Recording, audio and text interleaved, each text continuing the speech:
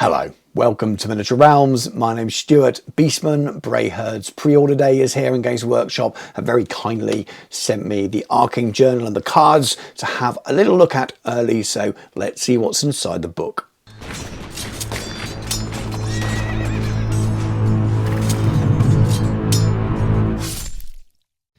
Miniature Realms is proudly sponsored by Counter-Attack Bases. They stock a wide range of counters, gaming aids and movement trays for multiple game systems, and offer custom items to suit your club or even your podcast or YouTube channel. Check out the link in the video description. Before we get down and dirty in the book, just a little bit about what this review is going to be. Now, at the point of recording this book hasn't been leaked at all, but I'm also very aware that the previous 2-3 books, maybe, at least the rules at the back anyway, have been leaked ahead of time, some way ahead of time. So after I finish recording this, and I'm not going to keep going back and recording new intros to these things, it could have been leaked, and you may already be well aware of what's inside this. So if that's the case, that's the case. The reviews I do are slightly different to some, and I'll go through everything that's in this book as an overview. So not just the rules, but also the law, the scenario that's in there, all the way these Arcane Journals work really as a whole package, not just a rules-based thing. I'm really interested in the rules. I'm also really interested in the game as a whole. I'm a narrative gamer and a casual gamer as much as I am interested in the competitive scene. So it's going to be a little bit more balanced overall, rather than just focusing on the armies of infamy, the new profiles and where they fit in the meta, though there may be a little bit of chat about that. So saying that up front. But anyway, let's get down to it. As always, it's a full colour and shiny 48-page Arcane Journal, and now the 9th one of these, and they've already announced with Cafe that is going to be 48 pages as well, even though we may have thought it would be a little bit longer with it being a new faction without a grand army list in another publication. But we're sticking to the format that we've become very familiar with these, and they've been generally very, very popular. A nice mix of an introduction to your armies, lore, and some narrative parts with a new scenario, and then lots of additional things for your armies, 2 armies of infamy and some magical items and extras with some of the armies as well. And this book reminds me a little bit in some ways of the original Beastmen army book back in the 6th edition.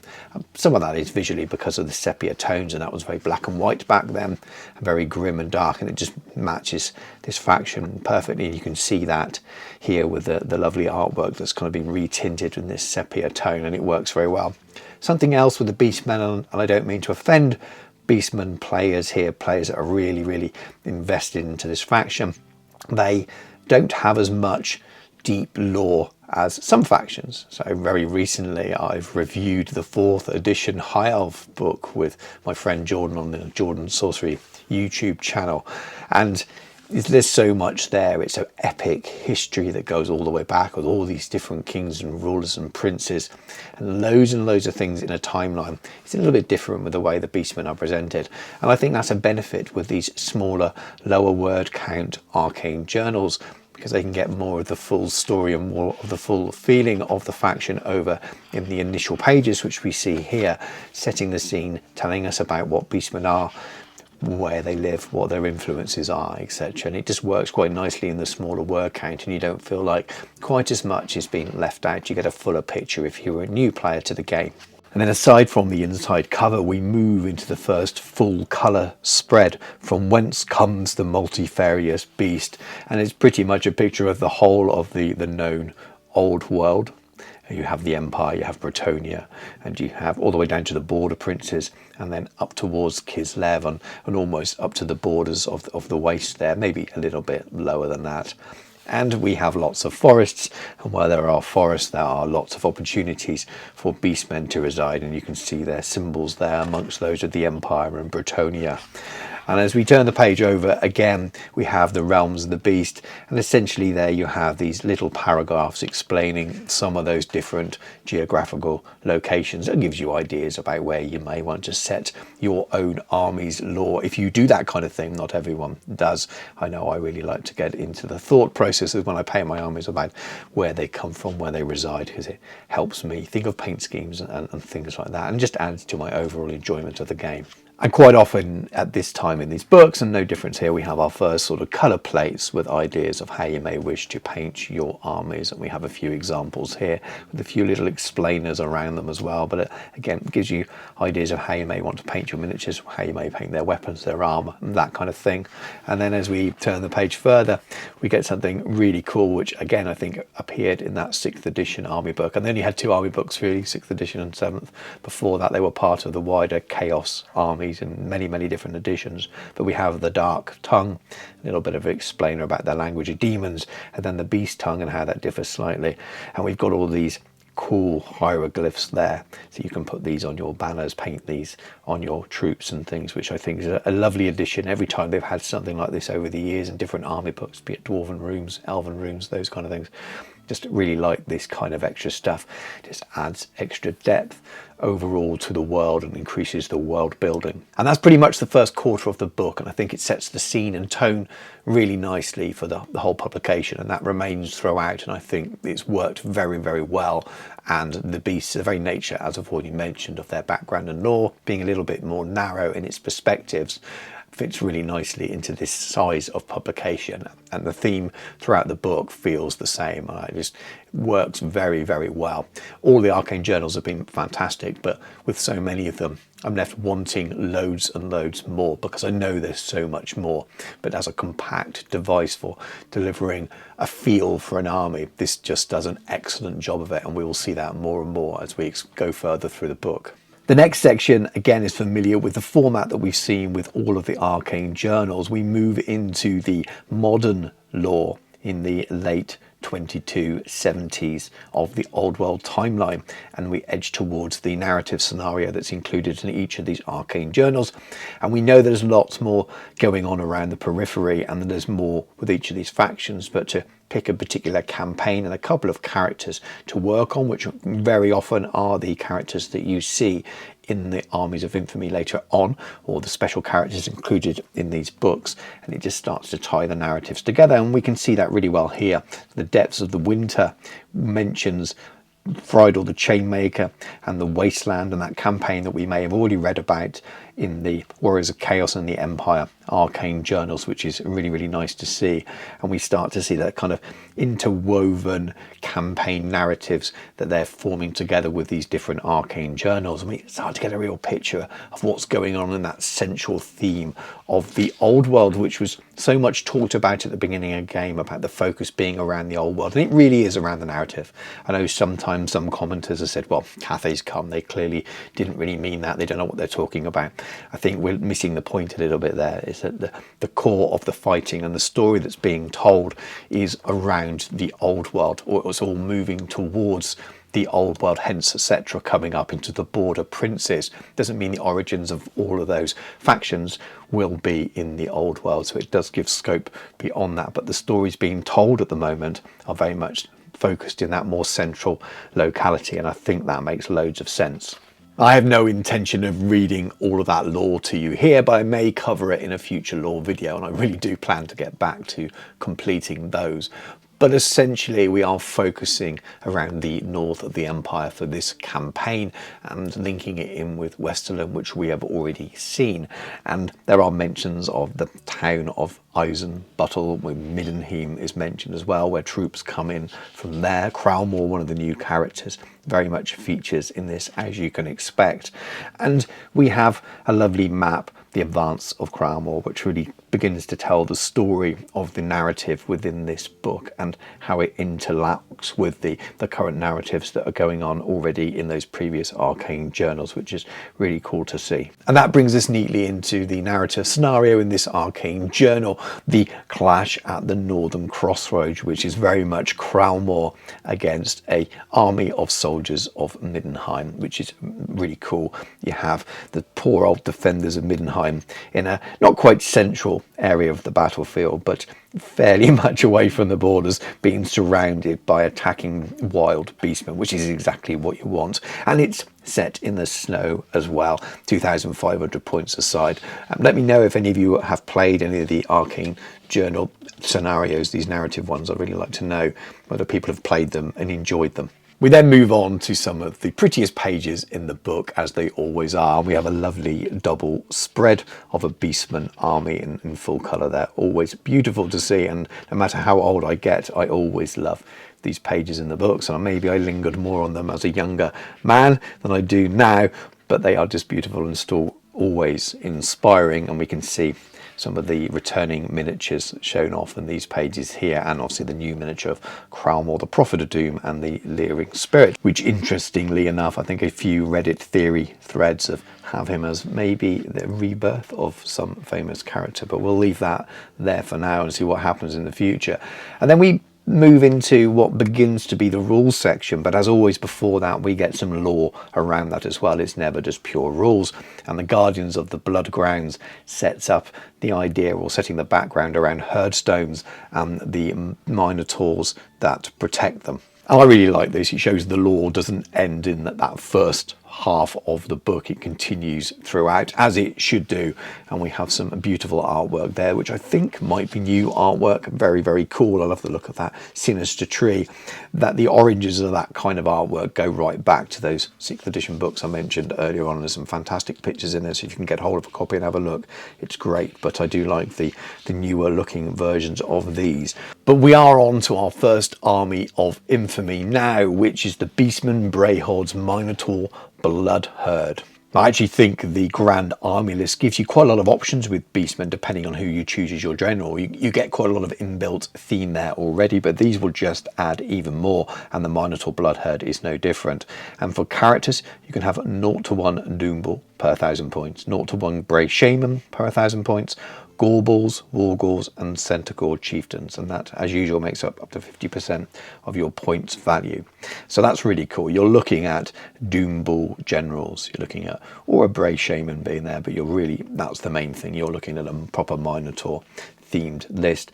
For core, at least 33% of your points value. We saw this with the High Elf book, which is really interesting. I'd like to see it in more, but we saw at least 33% of your points value must be spent on one Minotaur herd per 1,000 points.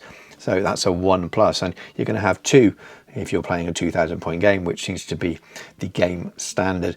0 to 1 herdstone, so that's a new profile or returning profile to the game, and we'll see that a little bit later in this review. Gore herds, Ungore herds, and Chaos Warhounds. So you're still getting your Gores and Ungores in there, but the Minotaurs are the key, and that's what you're going to want to run if you're running an army like this. Then special, up to 50% of your points value may be spent on 1 unit of Dragon Ogres per 1,000 points, and I think they will be popular and likely to see 2 units in a 2,000 point army. Harpies, Minotaur herds, so more Minotaurs. Obviously you expect that to be the big theme, so you can run all Minotaurs or nearly all Minotaurs if you want. Centaur herds, Razor Gore herds, and Gorgons. And then rare is up to 33% rather than the usual, and we have 0 to 1 Dragon Ogre Shagoth per 1,000 points, Chaos Giants, Chaos Ogres, and Chaos Trolls. And then for your BSB, you can have a Gorbal or a Wargore. So you've got a bit of a choice there, whether you're going for the full big Minotaur theme, or whether you're going to have a few of your normal Gores in there as well as a bit of a mix. And then, of course, always important to add flavour to those armies of infamy, and sometimes other deal breakers, whether people want to take them or not, are the special rules. Bloodshed and Butchery, all Doombulls, Gorbals, Minotaur herds, and Gore herds gain the impetuous special rule. So incredibly thematic in many ways, but maybe makes the army a little bit harder to control. You have to remember, these armies of infamy aren't designed to be meta per se, they're designed to be thematic, so the special rules might not always be seen as a pure benefit at all times. Champions of Slaughter. If the general of a Minotaur Bloodherd becomes frenzied as a result of Blood Rage, basically all the units in this command range become frenzied also. Guardians of the Herdstones, and of course those Herdstones are returning. Doombulls and Gorbals in a Minotaur Bloodherd army can take Chaos Mutations and Chaos Gifts up to the value of 50 points. And then rumoured for quite a while around the internets, the Magics of the Dark Gods, as the general of the Minotaur Bloodherd must be a Doombull. They may also be a wizard. For 35 points they can be a level 1, 65 points they can be a level 2. They must take battle magic or dark magic, and they may wear armour without penalty. I think that's incredibly fun and thematic. And you may have already seen a video on my channel of a little 500 point force I've got for playing around with Beastmen. That's my first ever Beastmen in all my wargaming years. Yeah, it's been a while. And I may want to grow that at some point, and it's very tempting to use this army of infamy to grow out and get more of the bigger beasts for a real fun army to play. So that may be the route I go down. How competitive it will be, I genuinely don't know, and I look forward to reading your comments about what you think about this army of infamy and whether you think that the impetuous stuff is going to be too much of a hamstring for it, or whether it's going to be potentially really, really good. I imagine it's going to be very powerful at times when things go right, for sure. It definitely looks like it's got a real fun thing to it and will be fun to play. And of course we move into the second army of infamy, the Wild Herd. But first off, as usual, we have a nice little bit of lore and scene setting to set the theme and our focus on why the army of infamy is designed in this way. And we have that again here. And it also moves on to some a lovely colour plate with some banners that will help us paint our own armies. A nice little picture of a Gore unit before we move on to the actual rules themselves. Now this is very much a Minotaur free list and brings in some of the new units that are seen in this book that you won't be taking in other areas, and gives you a slightly different theme of Beastmen, very much that chaotic, marauding feel of Beastmen. But you can still get some monsters in as well. But let's have a little look. So for characters up to 50%, as usual, we have 0 to 1 Beast Lord or Great Bray Shaman per 1,000 points, Wargors, Bray Shamans, and Centaur Chieftains. So no big beasties as generals for your lists here, much more of that traditional theme that we read about at the beginning of the lore. Another 33% minimum core, which again I really do like. 1+ on the Primal Warherd, which we'll come across a little bit later, but is essentially a mixed unit of Gors and Ungors. 0 to 1 Tuskor Chariot per 1,000 points. 0 to 1 Centaur Herd may be taken as a core choice per Centaur Chieftain taken.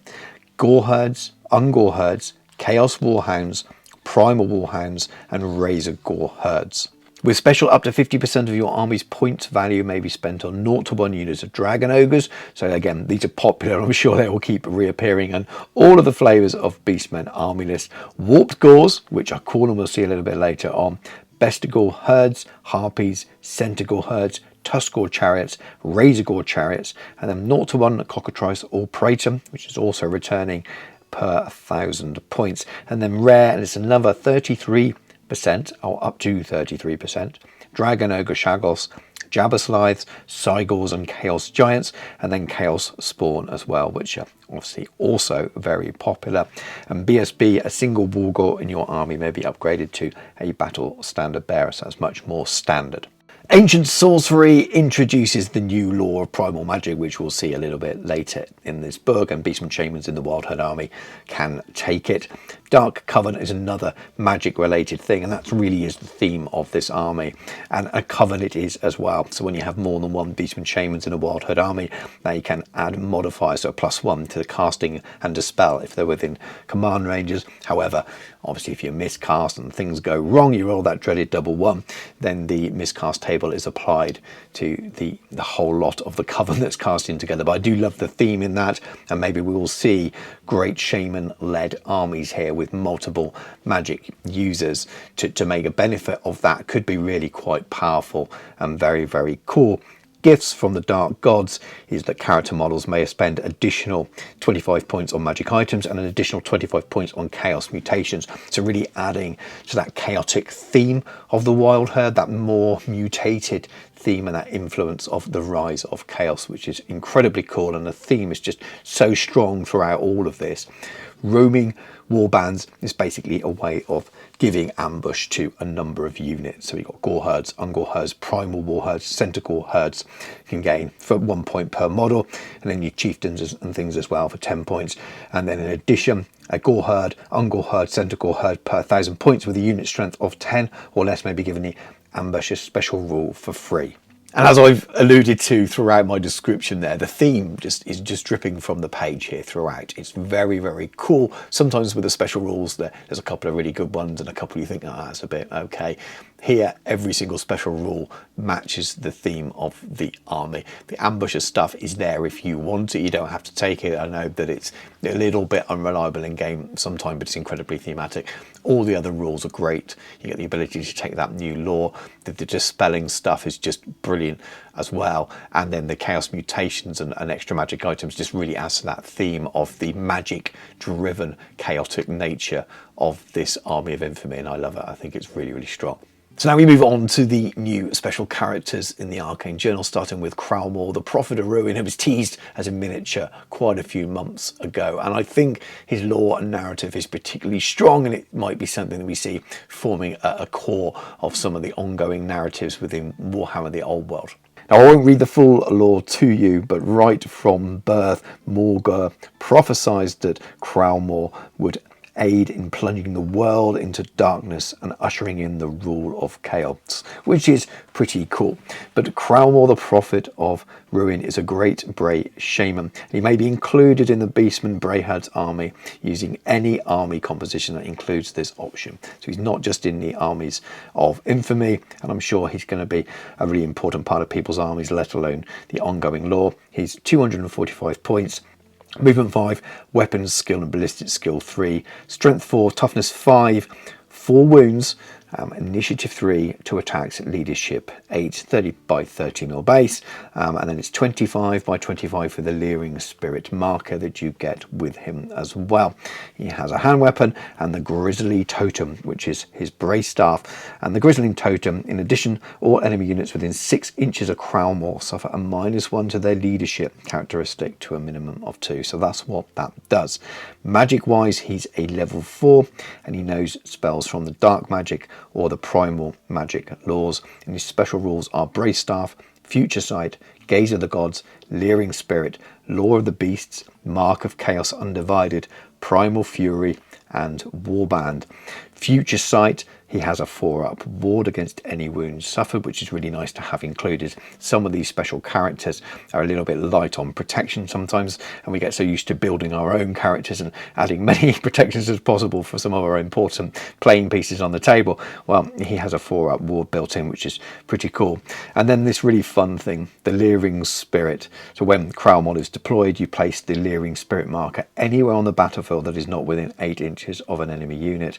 And then once placed, the Leering Spirit marker doesn't move, but it's got a 365-degree line of sight, and it is removed if Crowmore is killed. But during the shooting phase, if each of Crowmore's turns, the Leering Spirit marker may cast an evolved spell from the Law of Beasts as a bound spell with the power level of 3. So loads of theme, loads of fun there with this character. The second special character is a returning one, Goros Warhoof, a sire of 1,000 young. He's been busy. I'm sure many people will be really happy to see this character and this miniature returning, and Goros Warhoof is a Centaur chieftain that may be included in any Beastmen Brayherds army composition. It's movement 8, weapon skill 5, ballistic skill 3, strength 5, toughness 4, 3 wounds, initiative 4, 4 attacks, leadership 8 at 155 points. It's not all that expensive, heavy character, 30 by 60 base, and his hand weapon, Man Smasher, and Skull of the Unicorn Laws. So Man Smasher is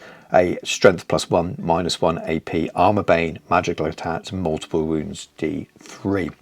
Special rules are Drunken, Father of the Beasts, Gaze of the Gods, Mark of Chaos Undivided, Move Through Cover, Primal Fury, Stomp attacks D3, Swift Stride, the Sons of Goros, and Warband. And the Father of the Beasts basically means that within his command range, all friendly Centaur herds may reroll a d6 when making the Drunken roll. And then the Sons of Goros 0-1 Centaur herd in the same muster list as Goros could be upgraded to Sons of Goros for 2 points per model. So you get sort of a special protector unit. Sons of Goros have a +1 modifier to their weapon skill and leadership characteristics to a maximum of 10, and gain the Armor Bane 1 special rule. The Skull of the Unicorn Lord offers him some protection. It's only a 6-up ward save against normal attacks and a 5-up against magical. Obviously, it's thematic that he's not wearing lots of armor there, but again, he could be a little bit squishy there. He's not particularly strong. Obviously, you get lucky with a chaos roll and you could have stronger flesh one turn or something like that. But loads of theme here, really good fun.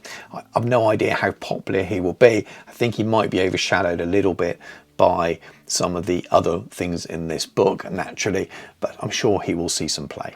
So now it's time for the new profiles, the new unit entries into the Beastmen Brayherds army list. So let's have a little look at what they entail. So first up we have Warped Gores, which fit perfectly in the theme of that Wild Herd new army of infamy. And in many ways, I suppose they're returning, or at least the kind of miniatures you might be able to use are returning with your chaos themed miniatures you used to be able to get before. So I imagine people with those miniatures may well use these miniatures for this, and maybe at some point in the future we'll see those come back as a made to order or something like that. I'm not sure at the point of recording this what's been announced fully, because this is ahead of the usual Sunday preview announcement. But we have Warped Gores that are 16 points each, plus 8 points for your champion.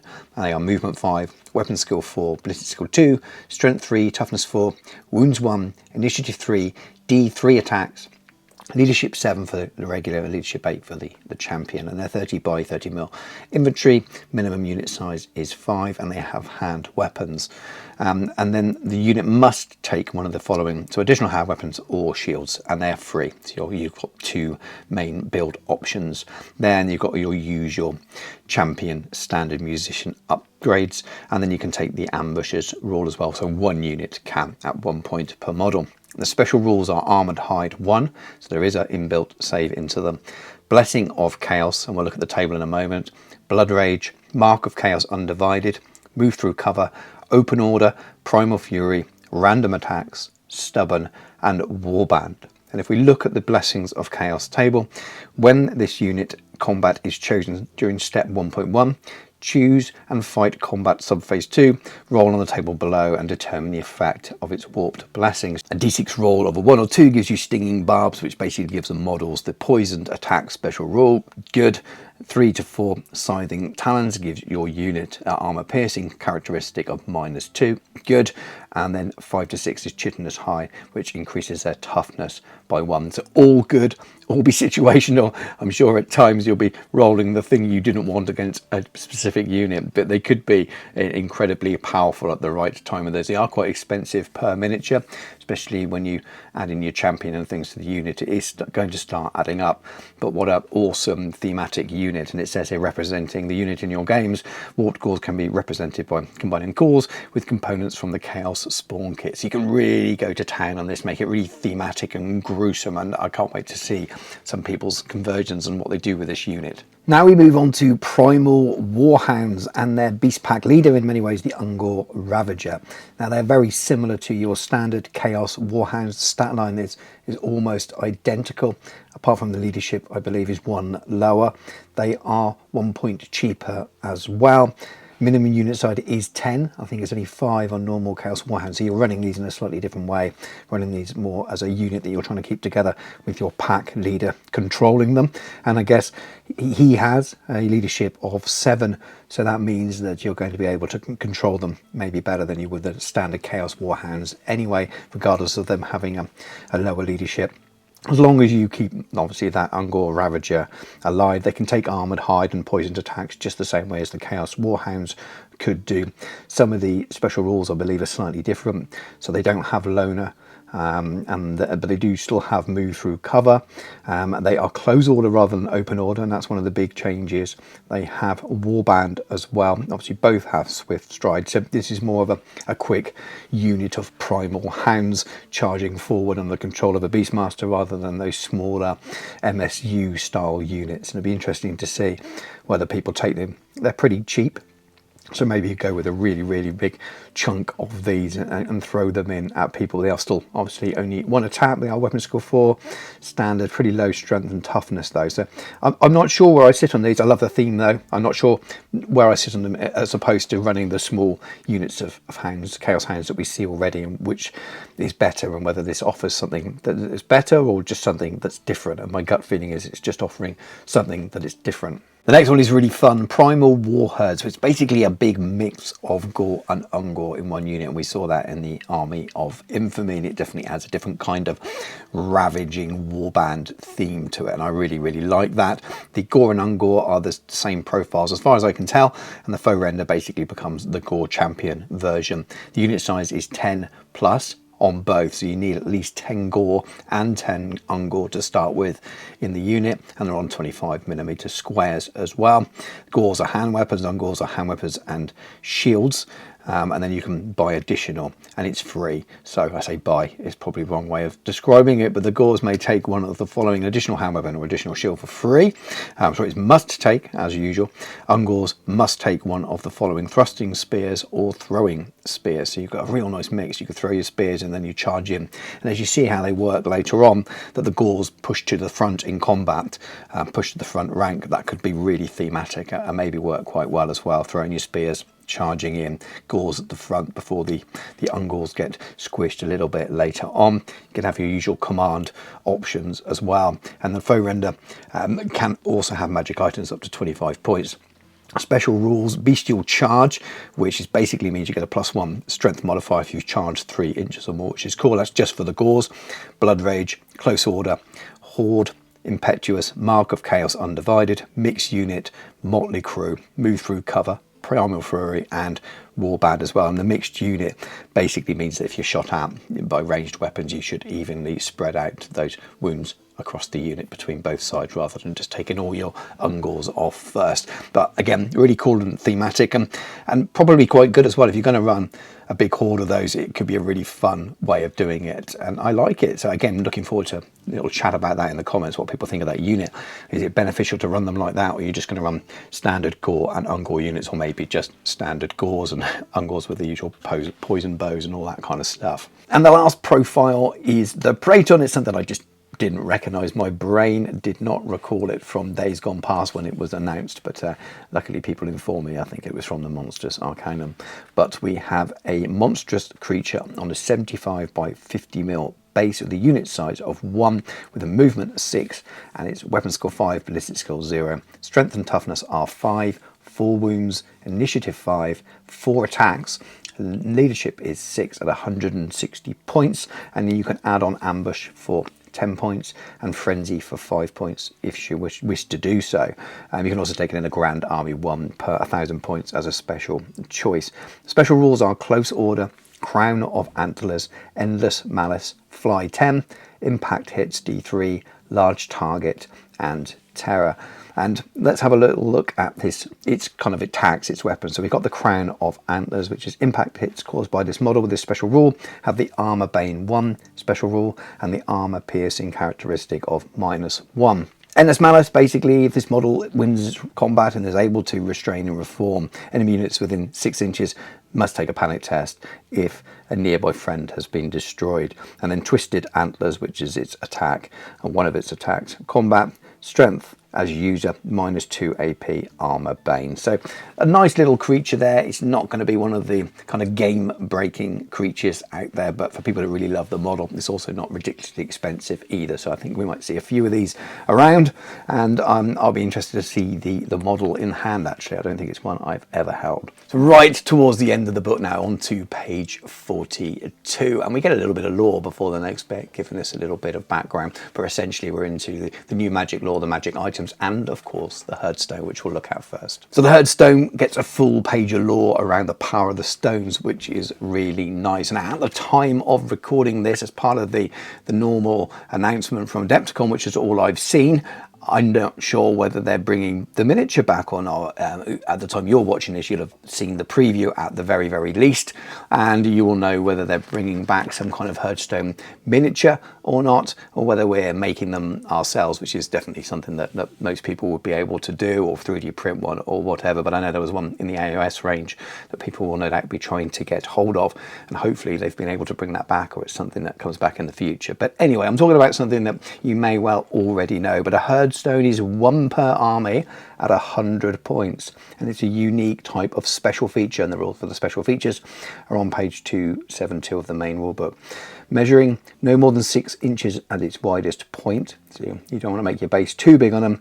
Unless stated otherwise, a single Herdstone may be included as a special choice in any Beastmen Brayherds army made using the composition list. So any army can take this. It isn't something limited to one of the armies of infamy, which is really good. And I think these are going to be popular. There is a fun little note here that if both players agree that the Hearthstone could replace a special feature in any given scenario, which is a really nice fun thing to do from a narrative point of view. But if not, in standard match play games and events and things like that, you can place it pretty much anywhere on the battlefield that's not within 6 inches of the centre. And it's going to be down to that Beastman player where they really want to put it. Controlling the Hearthstone can be controlled by a single unit that was in 6 inches of it and has a unit strength of 5 or more. So you're going to want to make sure that you've got a big enough unit by it, so in order that you don't lose the benefits of it. So you're going to see some gore and ungore around it, and maybe that nice new big mixed warband by it would be really cool, especially if you've got a character in that unit. If 2 units belonging to opposing armies are equally close to the Hearthstone, it is contested and neither side controls it. So it really brings a nice focal point to the game. The special rules, though, are going to be what makes people want to take it. So a tingle in the air is basically the unit that controls it gains a magical resistance -1. So you've got a little bit of extra protection there, which you imagine units with multiple gores we saw in that army of infamy, which are all working together as a coven.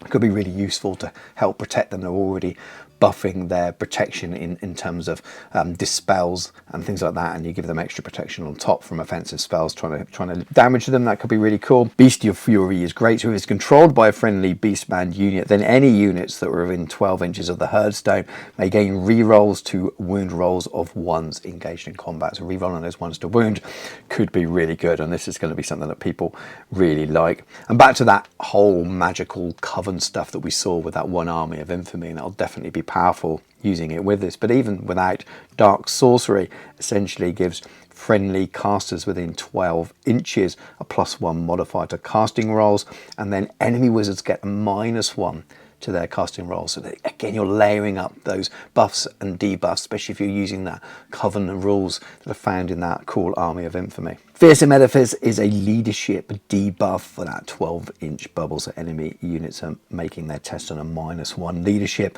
We're making tests for fear, panic and terror. And then of course victory points, so this gives up victory points or gives victory points. So basically, if you're controlling it at the end, you get a bonus of 200 victory points. And maybe this is where the meta starts to be adjusted in terms of needing some more inventory on the table. I know it doesn't have to be inventory to control this, but if you're looking at units of 5 or more, if you have an army that's all MSU and you'll come up against a Beastman player who has got a Hearthstone in their deployment zone, maybe you're going to be thinking, I need to get something in there, and they're going to be picking up 200 victory points off the bat. I know it's not game changing. You take the rest of their army off, you're still going to win the game. But I do like this.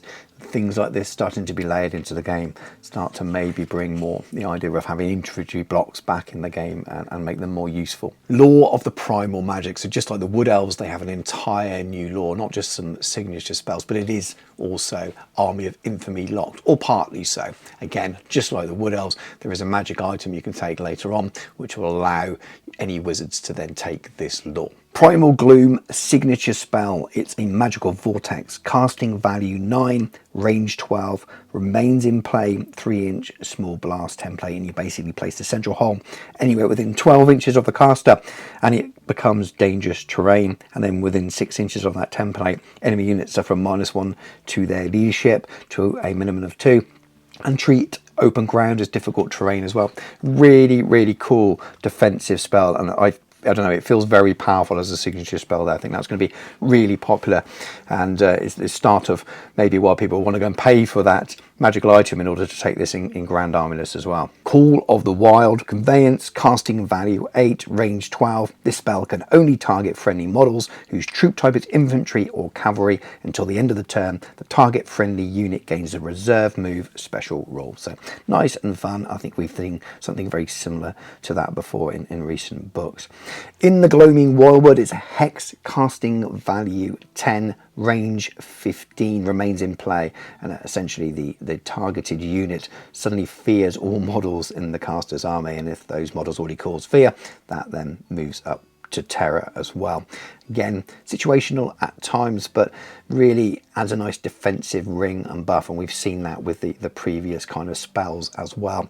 Flock of Doom is an assailment, 8+, and it's in combat, and you're essentially placing a 3-inch small blast template over the unit, over the center of the unit you're engaged in combat with. It does then scatter D3+1, and then models, or only enemy models that lie underneath the base of it, suffer strength 3, AP dash, so standard hits, but they do have the multiple wounds special rule of 2. So again, it depends who you're fighting against, but if it's a low strength unit, a big block or something, chances are you could take a good chunk of these out before and then going into combat afterwards and maybe finishing that unit off. Fury of the Beast is an enchantment, 9+ range self until the end of the turn the caster and any unit they have joined against the fight an extra rank special rule.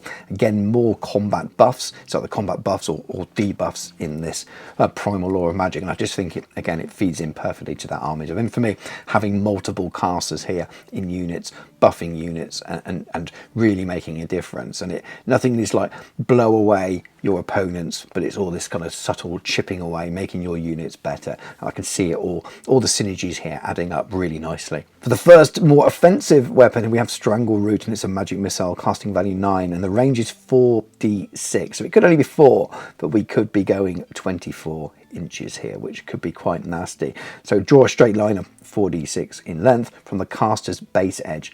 Any enemy model whose base falls under this line suffers D3 strength 3 hits with an AP of -2. So it's only strength 3, but it's D3, so any models. You get this at the right angle. Can you imagine how many miniatures could be under that?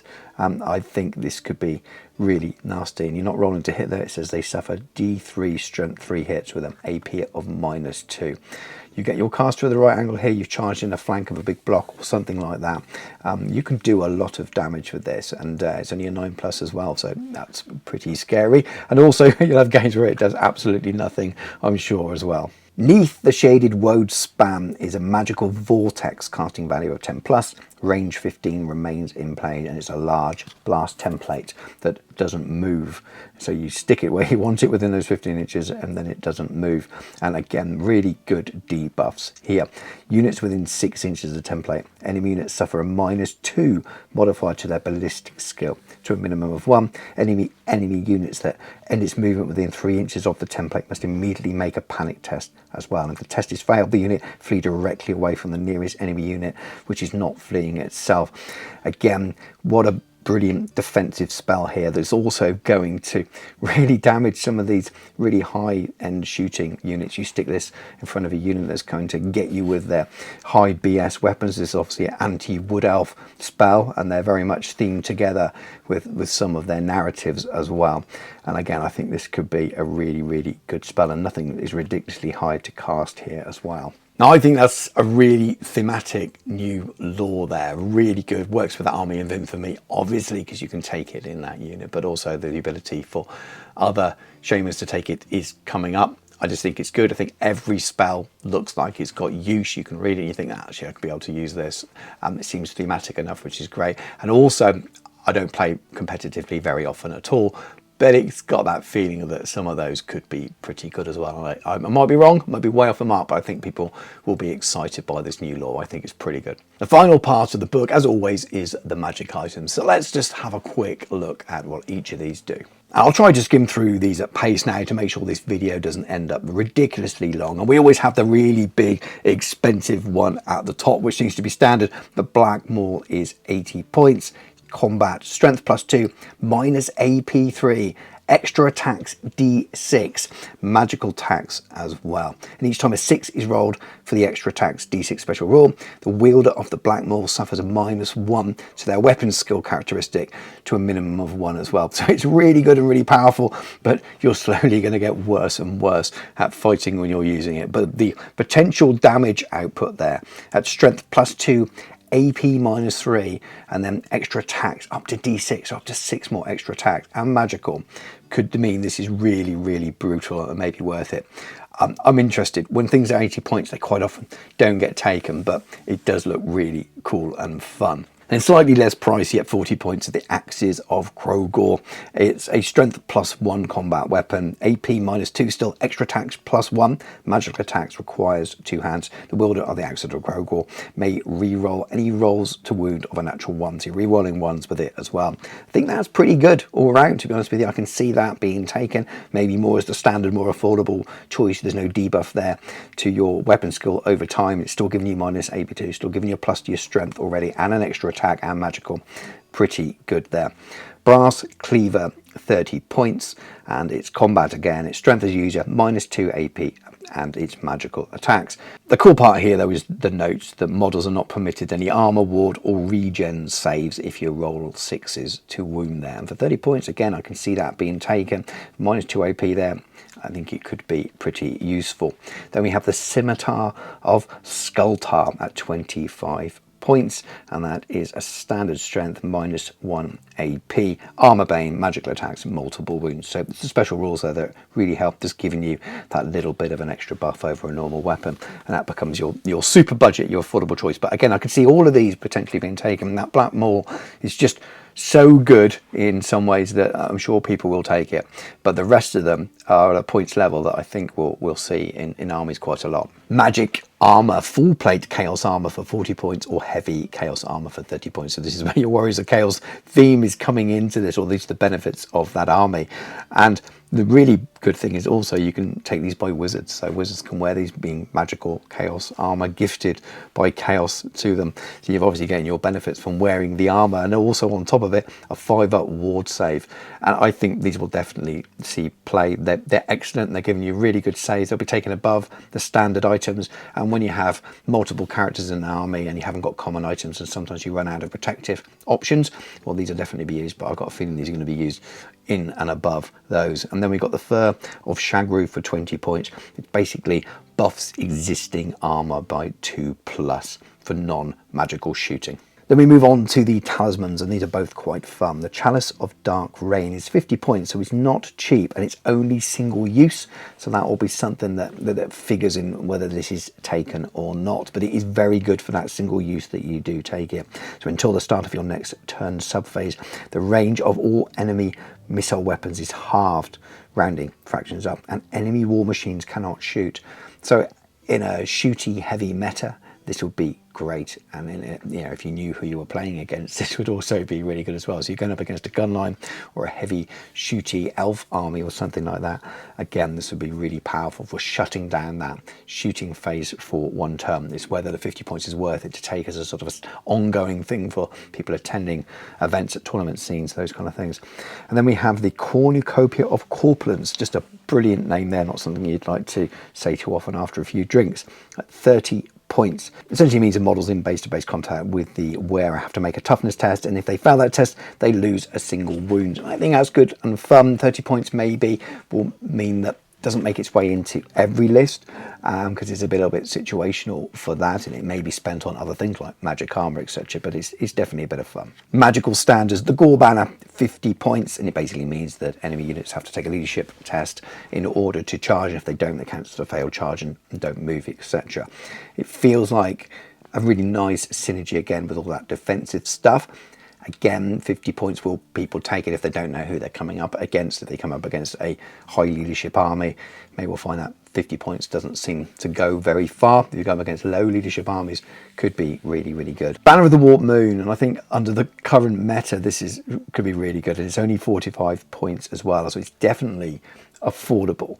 And during the command subphase, you make a leadership test if you're not in combat, and if you pass it, then your enemy cannot fly. None of their units with the fly special rule can fly, and that's huge in the current meta. We've got dragons, we've got loads of Bretonnians flying around as well. And the caveat, I suppose the balancing caveat slightly, is that you're going to have this on a BSB, on a Wargore with a leadership of 7, and they have to make this test against their standard unmodified leadership. But even then, over a turn, over sort of 5 or 6 turns in a game, and you have this on a BSB maybe towards the back of the board in a bit of a bunker or something like that, I can just see you get this off even half the time, and you can really shut down some of the movement and some of the ability for those kind of big meta armies at the moment to do something. And I may be wildly overstating this, let me know in the comments, but it feels really good on the paper. Sometimes those things don't always come to pass, but it just looks good, and it's quite cheap compared to some of the things that we see as magic items these days. The Beast Banner at 40 points is a straight up charging buff, increasing your range. You get 3 inches extra anyway, and you also get another D3 modifier on top of the result, so you're looking between 4 and 6 extra inches of charge for your 40 points. Could be really useful, especially if you have a specific use for a unit, so you have an idea of what you want to do, maybe a mounted unit or something like that, really want to increase their threat range. Again, I can see this being taken and used. The Soiled Tapestry is the cheap option at 15 points, and it's very good because it gives you hatred, but also it gives your enemies you're fighting hatred as well, which is cool. I like that. That will be situational, but cheap enough that it might be worth taking in some instances. Onto the enchanted items, and I think they've all got some use here. We got the Horn of the Great Hunt at 35 points. And this is really good. This is a way of adjusting the ambushes special rules. So if the user of this horn is on the table at the time you're determining the ambushes coming on and whether they're held in reserve or not, you can add a +1 or a -1 modifier to the result. So this helps them make them a little bit more reliable ambushes. All good when it works, but if you end up with half of your army off the table never coming on, it can be a problem as well. The Scourge of the Burden at 25 points allows the wielder to cast the Call of the Wild spell from the Primal Magic as a bound spell with a power level of 2. Pretty straightforward, and we see these kind of enchanted items a lot. Cacophonous Dirge at 15 points is a friendly little debuff to musicians or enemy musicians, with an 18-inch bubble as well, so quite large, and it means they can't use their Onwards to Victory, Steadying Rhythm or Quick Time rules. So again, at that points level, that price, I can see those being taken as a fun little debuff. On to the arcane items, and again those defensive themes come back in. I just think these are great as well. So we got the Blood of the Shadowgrave at 35 points, so again pretty affordable, and this is a common item as well. Single use though, a wizard may use this item instead of making a wizardly dispel. Basically this is an old school dispel scroll. 35 points, is it worth it? May well be if you're looking to protect yourself for something particularly nasty you keep getting hit with. Demon Heart, slightly cheaper at 30 points. It's also really good from a defensive point of view, and it basically means that when you're making a wizardly dispel, your wizard counts as 1 wizarding level higher than the casting wizard that you're dispelling from, and if it's against a bound spell it counts as 1 level higher than the bound spell level stated in that spell. Again, just really helping you dispel those spells there, and I just think they are great and relatively affordable at those points levels. And then Galltooth is a common item. It's the one I talked about. It's 15 points, and we saw a similar thing in the Wood Elf Realms book. It enables the shamans and Bray shamans and magic users in this army to take different laws of magic they wouldn't normally know, and in this instance it's the law of the primal magic which is in this book, so it opens it up beyond the army of infamy. So we've seen very similar themes in many ways with this book and with the Wood Elf book. So the new whole law of magic that's very, very good, I think, in both instances. Definitely in this instance, very, very good laws of magic that's not immediately open to the Grand Army, and you have to pay in order to have access to it if you're running it through the Grand Army. But I think that's fine. 15 points isn't all that too much. But all those spells are bangers, I think. I think so many of those magic items and enchanted armors are really good, and there's not many crazily priced ones. They're not super cheap, but they're at that points level when you think, oh, this is affordable. This is a really good, that the spell scroll, maybe, I mean, it's 10 points more than I think it used to be back in 8th edition, but people want those kind of things, the buffing your wizardry level to help dispel. Does this make having multiple lower level users better? I don't know, but there's definitely a lot of synergies with magic use in this book that will be really interesting to see how the player base take to it and what kind of units they build. I think both armies of infamy are really good. The Minotaur one is really fun and themey and in your face and charge it up the board. I think people will take it for fun. I think it's going to be a little bit more situational. It's either going to go really, really well, or you're going to have trouble controlling your impetuous units. I think the other army of infamy is very strong as well, from that magical defensive building around cores and debuffs, and really good as well. And there's still enough in there in that army list with your dragon ogres and things. There's still enough in there that I think that you can take some really hard hitting units, some big beasts to go in and finish things off at the end, along with all of your big hordes of magical chaotic beastmen. So I think they've both got grounds, but there's enough that you can take out of this and use in that main Grand Army list. If you don't like either of those armies of infamy, an army that I think already had some decent competitive builds has just got better now as well. So this book's just packed full of it. I think it's a real triumph in balance from my point of view. A lot of these armies of infamy in here, and a lot of these books have been, well, it's good theme, not very good armies of infamy. Some have had very competitive armies of infamy, but not many have just got a really nice balance all the way through. I think the lore is very well written and very thematic, and like I said, I think it was an easier hit in this book because it's so much more of a narrow scope with your background history for Beastmen, so it's easier to tell their tale. The current lore for them is great and interlinks, as we've seen, with the existing stuff that's going on with campaigns around the old world, and again the new profiles, the armies of infamy. There's a lot of ground, there's a lot of legs here for doing some cool stuff, so I think they've done extremely well with this, and I think people will like this. I think this will be reviewed well across the community and excite people as well. The Herdstone, great as well. Just loads and loads of good stuff. Hope you enjoy it. As always, thank you very much for watching. I hope you've enjoyed the video, and I've already alluded to other places in this video. At the point I'm recording this, none of this has been leaked, but I know there's a good chance by the time you're watching this video, if we go on examples for the previous few releases, then all of this information, or at least the rules part of this Arcane Journal, have been leaked and been out there. I don't know that at this point. So at the point in the timeline in the year that I'm talking to this camera right now, no idea. So we will see. But if you've already seen one of those really long detailed reviews, this does aim to be slightly different to that anyway. It's a slightly shorter, less podcasty style review, more of a look at the whole book, so the lore and the narrative, the presentation, the special characters and things from a narrative point of view, the scenario that's in there, all of it sort of given equal weighting rather than just the rules. Obviously, I'll probably spend a little bit longer talking about the rules because there's more to talk about there, but hopefully this kind of review still works for you and you've still enjoyed it, and if you're at this point of the video, chances are you are. So if you have enjoyed it, please do drop a comment below. Let me know what you think of the book, what you're going to do. Are you going to run the army? Are you going to run any of the builds? Have you seen anything interesting? Add comment and things that have been discussed by other podcasts if they've already been out there and discussed these rules as well. It's really interesting to get those kind of conversations going in the comments, so please do. Subscribe to the channel if you haven't already. Hopefully Games Workshop will continue to send me books like this ahead of time and I'm able to make videos like this for you, and I'm very grateful for them for doing that. And also they send me miniatures as well, so do look out for painting tutorials and painting videos and things on those newer miniatures and old miniatures. There's loads of it on the channel, so do check it out if you are new to miniature realms. If you'd like to support me, please do check the links below. Patreon is very much the best way you can support me, so I can afford to put the time into making these videos, but there's a number of other links and things you can support me as well, as including checking out the sponsor Counterattack Bases. But thank you very much for watching. Take care, and I'll catch you soon.